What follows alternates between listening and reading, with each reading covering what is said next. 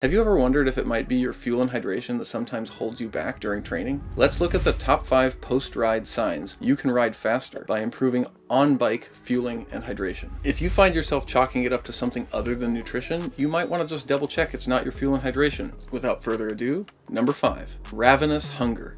A little hunger after training is normal. Ravenous hunger, where you stand inside the pantry stuffing your face as fast as you can safely chew and swallow, is not optimal. Though it may be normal, it's not optimal. It means that you were probably hypoglycemic, also known as low blood sugar, by the end of your ride. Why does low blood sugar happen during rides? Well, you're burning more fuel than you're consuming, and your body can't produce sugar fast enough to keep up with the muscle's demand for sugar as fuel. There are 2 ways your blood gets sugar. You consume fuel, and your liver produces sugar. Both go into the blood. Your muscles use it up. But it can get out of balance and cause hypoglycemia, which causes ravenous hunger after training. How does the sugar imbalance happen? Plain and simple. Your hourly rate of carbohydrate consumption during training is too low. If you're speed walking into the kitchen to chug whatever sugary beverage you have in the fridge, or making triple-decker grilled cheese sandwiches after training as if you were compelled by demons, you might want to take a look at your in-ride fuel intake. It's probably a wee bit low. Our second post-ride sign that you could ride faster with better fuel and hydration is number 4,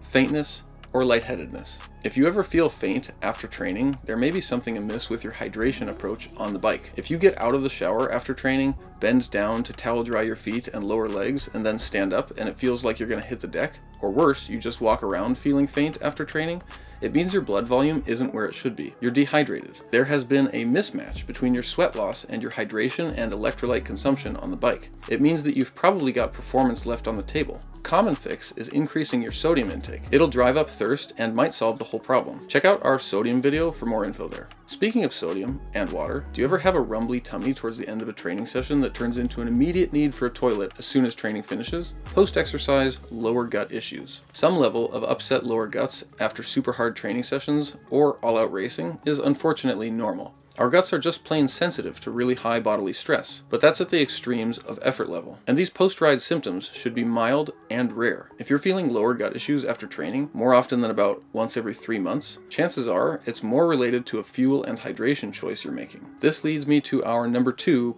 disturbed sleep. If you're finding yourself unable to sleep the night after harder or longer training sessions, you may simply be underfueling and or underhydrating during training. As soon as the training session ends, intra-ride fuel serves as the first line of recovery fuel for your legs. When you skimp on in-ride fueling, even if you eat right after your training session, there's a delay in getting those nutrients to your exhausted muscles. Muscles that are depleted because they didn't get refueled. Depleted muscles tend to be a bit crankier at night, and no one sleeps like a baby when their legs are as cranky as a teething baby. Not to mention, there may be several hormonal factors that disturb sleep when the body perceives training stress is high. While there are other reasons for training to mess with your sleep, disturbed sleep may be a sign that your on-the-bike fueling is inappropriate for your training. Finally, our number 1 is actually so far post-ride that it could be labeled in-ride. The next one. If your next training session starts out with burning in your legs, it might be because you're just hammering the pedals too hard too early and haven't warmed up all the aerobic cellular machinery. Or it could be that your legs are simply becoming chronically depleted because you're not keeping them well enough fueled in each training session. And that adds up to lost training adaptations. Our number 1 is early ride leg burning. If that leg burning is not fueling and energy reserve related, it could still be hydration related. If you're still dehydrated from the last ride when you start the next one, your blood volume is low, which means your body has to work harder for the same power you'd typically do during a warm-up, and that can cause burning or aching legs early on in the ride. The first thing to check when you have burning legs in the beginning of a ride is obviously, am I starting out too hard? Or are my legs just beat up because I've recently done more or harder riding than usual? But if you seem to be starting out reasonably paced and have no training reason for more leg fatigue, it's worth thinking about how your previous ride was fueled, how much electrolyte you took in, and how well hydrated you were. If you botched your fueling or hydration for the prior ride, you could have accumulated more fatigue than you normally would have for that type of a ride, and you could have ongoing glycogen depletion or dehydration carried into the next ride. There's a reason professional cyclists have detailed gram-by-gram fuel and hydration plans for all big stages. There's a reason they have PhDs in sport writing these plans and putting fuel in their bottles and in their pockets. They have a team of nutritionists to make all the decisions for them. Michelle and I thought that would be cool to have too, so we've been working literally day and night with a team of developers and tech experts on putting together an app that delivers exactly that. Custom fueling for each of your training sessions based on the latest scientific research. We've developed a database of recommended products to choose from, paired with a fuel and hydration customization process, which we have ruthlessly simplified without sacrificing quality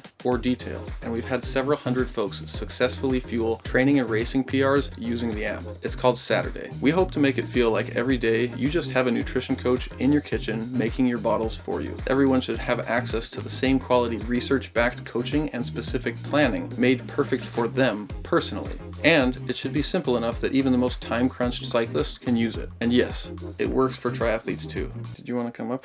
Come up in my lap? You looking at the camera? Here, come up here. Up, up, up. Up, up. No, up here. Up here. What are we doing here? Let us know if there's anything you want us to discuss in the comments, or any problems that you need help solving. My hope with this video is to convince a few more folks that at least some of their problems can be solved with a little look into their fuel and hydration strategy. And if we can help multiply the number and depth of active lifestyles in the world by solving an issue that athletes and active folks like you run into, then I'd love to help solve that problem. Thanks again for watching. Until next time.